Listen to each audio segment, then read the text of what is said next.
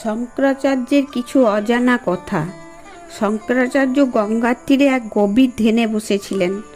তার মনে দ্বিধা ছিল, জগতের মঙ্গল কি কেবল জ্ঞানেই, নাকি ভক্তি ও করুণার কাজ। হঠাৎ অদ্ভুত এক দৃশ্য ঘটল। এক জীর্ণ ভিখারি এসে দাঁড়ালেন তার সামনে, হাতে ভিক্ষার ঝুলি, চোখে অসীম শান্তি। শঙ্কর তাকে কিছু অন্ন দিতে চাইলে ভিখারি মৃদু হেসে বলল, হে শঙ্কর, তুমি কি ভাবছ শুধু জ্ঞান দিয়ে জগৎ মুক্তি পাবে?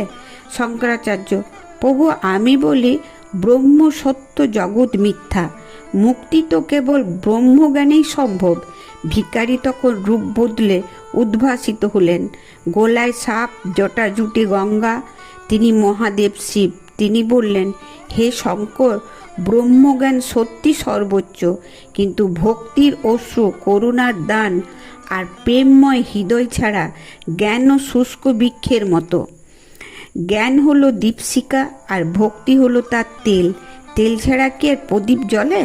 শঙ্কর মুগ্ধ হয়ে প্রণাম করলেন। শঙ্করাচার্য, তাহলে প্রভু, জ্ঞান ও ভক্তি দুটোই অপরিহার্য? শিব, হ্যাঁ, যেমন দেহ আর মন একসাথে মানুষকে জীবিত রাখে, তেমনি জ্ঞান আর ভক্তি একত্রে মানুষের আত্মাকে ব্রহ্মের সঙ্গে মিলিয়ে দেয়। সেদিন থেকে শঙ্করাচার্য তার শিষ্যদের শিক্ষা দিলেন, জ্ঞানই মুক্তির পথ আর ভক্তি সেই পথের সঙ্গী।